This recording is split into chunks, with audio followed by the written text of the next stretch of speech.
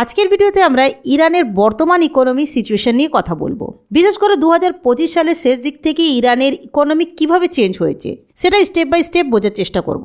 এই সময় ইরানের রিয়ালের ভ্যালু অনেক কমে গেছে, ইনফ্লেশন খুব দ্রুত বেড়েছে এবং এর ডাইরেক্ট এফেক্ট পড়েছে সাধারণ ইরানের মানুষের জীবনযাত্রায়। এই কনটেক্সটের মধ্যে আমরা দেখব কেন ইরানের অনেক মানুষ ট্রেডিশনাল মানি সিস্টেমের বাইরে গিয়ে বিটকয়েন এবং আদার ক্রিপ্টো ব্যবহার করতে শুরু করেছে। এখানে ক্রিপ্টোকে আমরা হাইপ বা শর্টকাট হিসাবে দেখব না, বরং এটা বোঝার চেষ্টা করব কেন এই সিচুয়েশনে ক্রিপ্টো মানুষের কাছে ইউজফুল হয়ে উঠেছে। একই সঙ্গে আমরা এটা বোঝার চেষ্টা করব ইউএস এবং ইরানের মধ্যে ongoing political and economic pressure এই পুরো পিকচারকে কিভাবে ইনফ্লুয়েন্স করছে। এই ভিডিওর উদ্দেশ্য হলো present economic conditions, crypto uses এবং সামনে কী ধরনের ট্রেন্ড দেখা যেতে পারে সেগুলো সিম্পল ল্যাঙ্গুয়েজে এক্সপ্লেন করার চেষ্টা করব। আশা করছি আপনারা বুঝতে পারবেন। তাহলে চলুন আজকের ভিডিও শুরু করা যায়। প্রথমে বুঝতে হবে ইরানের ইকোনমিক প্রবলেম নিজে থেকে তৈরি হয়নি। এই প্রবলেমের পিছনে সবচেয়ে বড় ফ্যাক্টর হলো ইউএস গভর্নমেন্টের পলিসি। ইউএস এবং ইরানের রিলেশনশিপ অনেক বছর ধরেই খারাপ চলছে। ইউএস গভর্নমেন্ট মনে করে ইরানের বর্তমান গভর্নমেন্ট সিস্টেম তাদের ইন্টারেস্টের সঙ্গে ম্যাচ করে না। এই কারণে ইউএসের লং টার্ম অবজেক্টিভ হলো ইরানের উপর প্রেসার ক্রিয়েট করা। এই প্রেসার দেওয়ার সবচেয়ে বড় টুল হলো ইকোনমিক স্যাংশনস। ইউএস স্যাংশনসের কারণে ইরানের উপর কয়েকটা বড় রেস্ট্রিকশনস বসে যায়। সবচেয়ে ইম্পর্টেন্ট রেস্ট্রিকশন ছিল অয়েল সেক্টরের উপর। ইরান অয়েল প্রডিউস করতে পারে কিন্তু ফ্রিলি সেল করতে পারে না। অয়েল ইরানের ইকোনমির মেন ইনকাম সোর্স। যখন ইরানের অয়েল সেল করা কঠিন হয়ে যায় তখন কান্ট্রির ডলার ইনকাম কমে যায়। ডলার ইনকাম কমে যাওয়ার ডাইরেক্ট এফেক্ট পড়ে ইরানের কারেন্সির উপর। ইরানের কারেন্সি হলো ইরানিয়ান রিয়াল। ডলার সাপ্লাই কমে যাওয়ায় ইরানিয়ান রিয়ালের ভ্যালু ইউএস ডলারের আগেনস্টে ধীরে ধীরে ফল করতে থাকে। এই প্রসেস নতুন না, কিন্তু 2025 সালের শেষ দিক থেকে সিচুয়েশনস অনেক দ্রুত খারাপ হতে শুরু করে। রিয়ালের ভ্যালু কমার সঙ্গে সঙ্গে ইনফ্লেশন বাড়তে শুরু করে। মার্কেটে প্রাইস লেভেল কন্ট্রোল করা যায় না। ফুড, ফিউল, মেডিসিন, ট্রান্সপোর্ট সব কিছুর প্রাইস বাড়তে থাকে, কিন্তু মানুষের ইনকাম সেই হারে বাড়ে না। এর মানে কি হয়? মানে ইরানিয়ান স্যালারি তো পাচ্ছে, কিন্তু সেই স্যালারি দিয়ে আগের মতো জীবনযাত্রা চালাতে পারছে না। সেভিং থাকলেও সেই সেভিংয়ের রিয়েল ভ্যালু খুব কমে গেছে। এই ইকোনমিক প্রেসার সরাসরি কমন মানুষের উপরে পড়ে। People start to feel that daily life becomes difficult. এই সিচুয়েশন থেকেই ডিসস্যাটিসফ্যাকশনস তৈরি হয়। ডিফারেন্ট সিটিজতে প্রোটেস্ট শুরু হয়। হিউম্যান রাইটস অর্গানাইজেশনসের রিপোর্ট অনুযায়ী এই প্রোটেস্ট চলাকালীন মোর দ্যান 2500 পিপল মারা গেছে। সিচুয়েশন কন্ট্রোল করার জন্য ইরানিয়ান গভর্নমেন্ট অনেক জায়গায় ইন্টারনেট শাটডাউন করে দেয়। এই পুরো সিকোয়েন্স লক্ষ্য করলে দেখা যায় ইউএস স্যাংশনস লাগা, অয়েল ইনকাম কমে যাওয়া, ডলার শর্টেজ হওয়া, ইরানিয়ান রিয়ালের ভ্যালু ফল করা, ইনফ্লেশন বেড়ে যাওয়া, কমন মানুষের উপর প্রেসার তৈরি হওয়া, তারপর প্রোটেস্ট। এই চেন থেকে ইরানের প্রেজেন্ট ইকোনমিক ক্রাইসিস তৈরি হয়েছে। এখন আমরা এই সিচুয়েশনের পরে লেয়ারটা বোঝার চেষ্টা করব। ইউএস এখানেই থেমে যাচ্ছে না, কিন্তু বরং আরও প্রেসার বাড়াতে চেষ্টা করছে।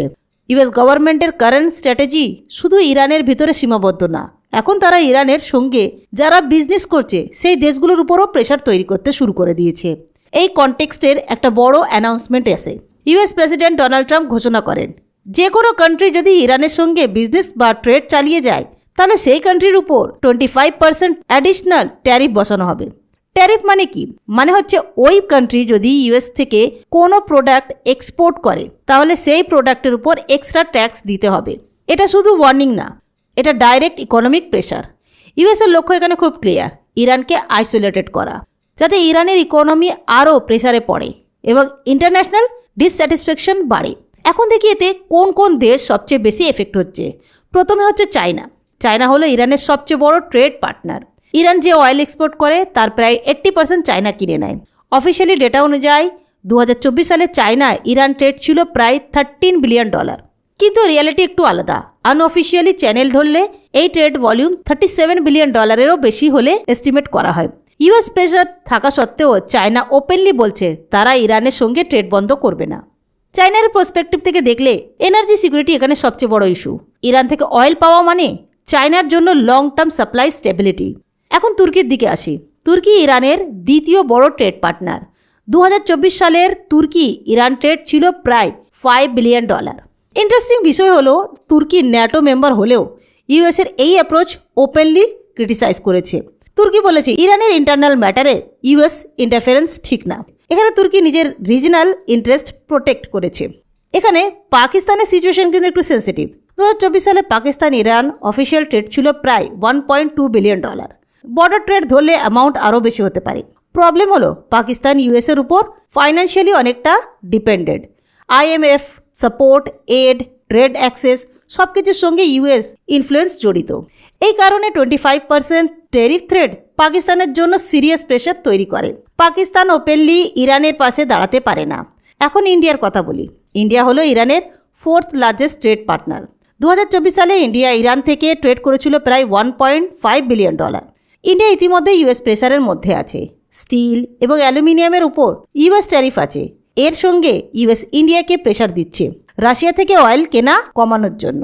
এই অবস্থায় ইন্ডিয়া যদি ইরানের সঙ্গে ট্রেড চালিয়ে যায় তাহলে অ্যাডিশনাল 25% ট্যারিফ ইন্ডিয়ার জন্য বড় ইকোনমিক কস্ট হয়ে দাঁড়াতে পারে। এই কারণে ইন্ডিয়া একটা ব্যালেন্স গেম খেলছে। পুরোপুরি ইরান ছাড়তেও পারছে না, আবার ওপেনলি ইউএসের বিরুদ্ধেও যেতে পারছে না। এখন এই সব কিছু ইরানের ইকোনমিকে কি এফেক্ট ফেলেছে? Sanctions, tariff thread, trade restrictions সব মিলিয়ে ইরানের ইকোনমি অনেক শ্রিঙ্ক করেছে। একজন অ্যাভারেজ ইরানিয়ানের ইনকাম বোঝার জন্য জিডিপি পার ক্যাপিটা একটা ইউজফুল ইন্ডিকেটর। 2012 সালে ইরানের জিডিপি পার ক্যাপিটা ছিল প্রায় $8,000। 2024 সালে এসে সেটা নেমে আসে প্রায় $5,000। অয়েল প্রোডাকশনও অনেক কমে গেছে, কারণ বায়ার কম, পেমেন্ট চ্যানেল লিমিটেড, ইন্স্যুরেন্স এবং শিপিং সমস্যা। এই হোল প্রেসারে রেজাল্ট হলো ইকোনমি উইক হয়, জব অপরচুনিটি কমে, প্রাইস লেভেল বাড়ে। ইউএসএর স্ট্র্যাটেজি এখন এখানেই ক্লিয়ার হয়ে যায়। ডাইরেক্ট মিলিটারি অ্যাকশন নয়, বরং ইকোনমিক প্রেসার বাড়ানো, ইন্টারনাল প্রোটেস্ট ইন্টেন্সিফাই হওয়া, ডেইলি লাইফ কঠিন হয়ে ওঠা। এই তিনটে একসাথে কাজ করছে। এটাই ইউএসের অ্যাপ্রোচ। এই কারণে ইরানের বিভিন্ন শহরে প্রোটেস্ট কন্টিনিউ করছে। এখন এই এক্স্যাক্ট সিচুয়েশনের মধ্যেই একটা ইম্পর্টেন্ট ফাইন্যান্সিয়াল বিহেভিয়ার চেঞ্জ দেখা যায়। মানুষ স্লোলি ট্রেডিশনাল ব্যাংকিং সিস্টেমের বাইরে গিয়ে বিটকয়েন এবং ক্রিপ্টো ব্যবহার করতে শুরু করে।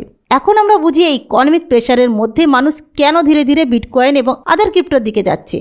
চেন অ্যানালাইসিসের নামে একটি ব্লকচেন ডেটা অ্যানালাইসিস কোম্পানি এই সময় ডেটা অবজার্ভ করে তাদের রিপোর্ট অনুযায়ী 2025 সালের শেষ দিক থেকে ইরানে এই ক্রিপ্টো ইউজেজ হঠাৎ করে বেড়ে যায়। এখানে একটা বিষয় পরিষ্কার করা দরকার, সব মানুষ ট্রেডার বা ইনভেস্টর হয়ে ক্রিপ্টো ব্যবহার করছে না। অনেক মানুষ সিম্পলি নিজের টাকার ভ্যালু ধরে রাখার জন্য ক্রিপ্টো ব্যবহার করছে। চেন অ্যানালাইসিস দেখেছে যে প্রতিদিন কত ডলার ভ্যালুয়ের ক্রিপ্টো ট্রানজ্যাকশনস হচ্ছে, সেটা আগের তুলনায় অনেক বেড়েছে। আর সবচেয়ে ইম্পর্টেন্ট অবজারভেশন ছিল এক্সচেঞ্জ থেকে পার্সোনাল ওয়ালেটে বিটকয়েন নেওয়ার সংখ্যা খুব দ্রুত বেড়েছে। এর মানে কি? এর মানে হচ্ছে মানুষ শুধু এক্সচেঞ্জে ট্রেড করছে না, বরং নিজের কন্ট্রোলে থাকা ওয়ালেটে বিটকয়েন রেখে দিচ্ছে। এখন উইথড্রল সাইজের দিকে তাকায়। সবচেয়ে বেশি ইনক্রিজ দেখা গেছে $10,000 নিচে অ্যামাউন্টে। এই ক্যাটাগরিতে অ্যাভারেজ অ্যামাউন্ট প্রায় 236% বেড়েছে এবং ট্রানজ্যাকশন সংখ্যা বেড়েছে প্রায় 262%। এরপরে আছে $1,000 নিচে অ্যামাউন্ট। এই গ্রুপে টোটাল ভ্যালু প্রায় 228% বেড়েছে এবং ট্রানজ্যাকশন সংখ্যা প্রায় 123% বেড়েছে। এমনকি খুব স্মল অ্যামাউন্ট মানে $100 নিচে ট্রানজ্যাকশনও ইনক্রিজ করেছে। এই ক্যাটাগরিতে অ্যাভারেজ ভ্যালু বেড়েছে প্রায় 111% এবং ট্রানজ্যাকশন সংখ্যা বেড়েছে প্রায় 78%। এই ডেটা থেকে একটা বিষয় পরিষ্কার হয়, এটা শুধু বড় হোল্ডার বা রিচ পিপলের অ্যাক্টিভিটি না, অর্ডিনারি মানুষও স্মল অ্যামাউন্ট করে বিটকয়েন ব্যবহার করছে। চেন অ্যানালাইসিস এই বিহেভিয়ারে একটা সিম্পল এক্সপ্লেনেশন দেয়। ইরানিয়ান রিয়ালের ভ্যালু এতটাই কমে গেছে যে মানুষ মনে করছে লোকাল কারেন্সি ধরে রাখলে ভ্যালু আরও কমে যাবে। এই কারণে মানুষ অল্টারনেটিভ খুঁজছে, যেটা গভর্নমেন্ট কন্ট্রোলের বাইরে থাকে এবং যেটা সহজে ফ্রিজ বা ব্লক করা যায় না। এখানে বিটকয়েনের রোলটা ইম্পর্টেন্ট হয়ে ওঠে। বিটকয়েনের একটা বেসিক ফিচার হলো সেলফ কাস্টাডি, মানে ওয়ালেট যদি নিজের কাছে থাকে তাহলে ব্যাংক বা অথরিটি সহজে সেটা কন্ট্রোল করতে পারে না। আরেকটা ফিচার হলো সেন্সরশিপ রেজিস্ট্যান্স, ট্রানজ্যাকশনস বন্ধ করা বা রিজার্ভ করা খুব সহজ না। এই প্রপার্টিজ তখন গুরুত্বপূর্ণ হয় যখন ব্যাংকিং সিস্টেমের উপর ট্রাস্ট কমে যায় অথবা ফিউচার আনসার্টেন হয়ে পড়ে। চেন অ্যানালাইসিস বলছে এই সিচুয়েশনে বিটকয়েন শুধু ভ্যালু স্টোর হিসাবে ব্যবহার হচ্ছে না, এটা অনেক মানুষের কাছে একটা ফাইন্যান্সিয়াল স্কেপ অপশন হয়ে উঠেছে। আর এটা শুধু ইরানের ঘটনা না, চেন অ্যানালাইসিস অবজার্ভ করেছে যে ওয়ার, ইকোনমিক কোল্যাপস বা হেভি গভর্নমেন্ট প্রেসারের সময় ডিফারেন্ট কান্ট্রিজতে এই একই প্যাটার্ন দেখা যায়। এখন ইরানের ক্রিপ্টো মার্কেটের সাইজ নিয়ে কথা বলি। চেন অ্যানালাইসিসের হিসাব অনুযায়ী 2025 সালে ইরানের টোটাল ক্রিপ্টো ইকোসিস্টেমের সাইজ ছিল প্রায় $7.78 বিলিয়ন। এই গ্রোথ কনস্ট্যান্ট না, একটা স্পেসিফিক ইভেন্টের সময় বেশি ইনক্রিজ করেছে। উদাহরণস্বরূপ বলি, 2024 সালের কেরম্যান বম্বিংয়ের সময় ক্রিপ্টো অ্যাক্টিভিটি হঠাৎ করে বেড়ে যায়। এরপরে 2024 সালের অক্টোবরে ইসরায়েলের বিরুদ্ধে মিসাইল অ্যাটাকের সময়ও সিমিলার ইনক্রিজ দেখা যায়। 2025 সালের 12 দিনের কনফ্লিক্ট চলাকালীন, যেখানে ইরানের লার্জেস্ট ক্রিপ্টো এক্সচেঞ্জ এবং একটি মেজর ব্যাংক অ্যাটাকের শিকার হয়, সেই সময়ও ক্রিপ্টো ইউজেজ শার্পলি ইনক্রিজ করে। এর মানে যত ইনস্টেবিলিটি বাড়বে তত মানুষ ক্রিপ্টোর দিকে যাবে। কিন্তু এখানে একটা ইম্পর্টেন্ট পয়েন্ট আছে যেটা ইগনোর করা যাবে না। ক্রিপ্টো ইউজেজের এই গ্রোথের একটা ডুয়েল নেচার আছে। একদিকে অর্ডিনারি পিপল ক্রিপ্টো ব্যবহার করছে সেভিং প্রোটেক্ট করার জন্য এবং পার্সোনাল কন্ট্রোল ধরে রাখার জন্য। অন্যদিকে ইরানের পাওয়ারফুল মিলিটারি গ্রুপ IRGC মানে ইসলামিক রেভলিউশনারি গার্ড কর্পস, তারাও ক্রিপ্টো ব্যবহার করছে। চেন অ্যানালাইসিসের রিপোর্ট অনুযায়ী 2025 সালের শেষ কোয়ার্টারে ইরানের যত ক্রিপ্টো ফ্লো এসেছে তার প্রায় হাফ এসছে IRGC লিঙ্কড ওয়ালেটের মাধ্যমে। 2025 সালের এই ওয়ালেটগুলোতে মোর দ্যান $3 বিলিয়ন ভ্যালু এর ক্রিপ্টো এসেছে, যা আগের বছরের তুলনায় বেশি। IRGC ক্রিপ্টো ব্যবহার করেছে মূলত স্যাংশনস বাইপাস করার জন্য এবং রিজনাল ফাইন্যান্সিয়াল নেটওয়ার্ক চালানোর জন্য। চেন অ্যানালাইসিস মনে করছে ফিউচারে এই নাম্বার আরও বাড়তে পারে, কারণ এখনও অনেক RGC linked wallet fully identified হয়নি। এখন আমরা পুরো পিকচারটা একসাথে দেখি। US স্যাংশনস ইকোনমিতে প্রেশার তৈরি করেছে, অয়েল ইনকাম কমেছে, ডলার শর্টেজ তৈরি হয়েছে, ইরানিয়ান রিয়ালের ভ্যালু ফল করেছে, ইনফ্লেশন বেড়েছে। এই প্রেশার অর্ডিনারি পিপলকে ক্রিপ্টোর দিকে ঠেলে দিয়েছে। একই সময় স্টেট লিঙ্কড গ্রুপগুলো ক্রিপ্টো ব্যবহার করেছে নিজেদের সিস্টেম চালু রাখার জন্য। এটাই ইরানের কারেন্ট ক্রিপ্টোর রিয়ালিটি। এখন প্রশ্ন হলো, এই সিচুয়েশন নেক্সট কোন দিকে যেতে পারে? শর্ট টার্মে প্রেশার কমার চান্স নেই। US পলিসি চেঞ্জ না হলে ইকোনমিক স্ট্রেস কন্টিনিউ করবে। এই এনভায়রনমেন্টে ক্রিপ্টোর রোল আরও ইম্পর্টেন্ট হতে পারে, অর্ডিনারি মানুষের জন্য ভ্যালু প্রোটেক্ট করার টুল হিসাবে, স্টেট লিঙ্কড গ্রুপের জন্য অল্টারনেটিভ ফাইন্যান্সিয়াল রেল হিসাবে। সো ক্রিপ্টো এখানে কজ না, বরং রিয়াকশন। ইকোনমিক প্রেশার যত বাড়বে ক্রিপ্টো ইউজেজ তত ভিজিবল হবে। এই হোল পিকচার থেকে একটা জিনিস বোঝা যাচ্ছে, এটা শুধু ইরানের স্টোরি না, এটা গ্লোবাল পাওয়ার, ট্রেড, মানি সিস্টেম এবং অল্টারনেটিভ ফাইন্যান্সের স্টোরি। এখানে আজকের এক্সপ্লেনেশন শেষ করি। নেক্সট ভিডিওতে আবার দেখা হবে। এই টাইপের সিচুয়েশন ফিউচারে অন্য কোনো কান্ট্রিতে রিপিট হতে পারে কি না, এবং ক্রিপ্টো সিস্টেম লং টার্মে গ্লোবাল ইকোনমিতে কি রোল নিতে পারে, কমেন্টে লিখে জানান। আজকের ভিডিওতে আমরা ধাপে ধাপে বুঝলাম ইরানের ইকোনমি প্রবলেম কিভাবে তৈরি হয়েছে, এখানে US পলিসি কিভাবে প্রেশার তৈরি করেছে এবং এই প্রেশারের মধ্যে মানুষ কেন ক্রিপ্টোর দিকে এগিয়ে গেছে। আমরা এটাও বুঝলাম ক্রিপ্টো এখানে কোনো সলিউশন না, বরং মানুষ কিভাবে সিচুয়েশনের সাথে অ্যাডজাস্ট করছে সেটার একটি এক্সাম্পল।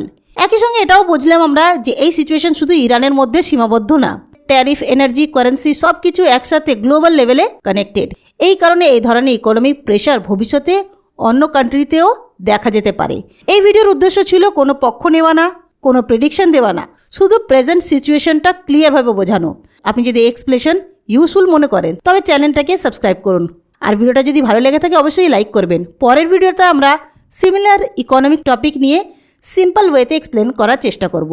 ভিডিওটা সম্পূর্ণ দেখার জন্য অনেক অনেক ধন্যবাদ।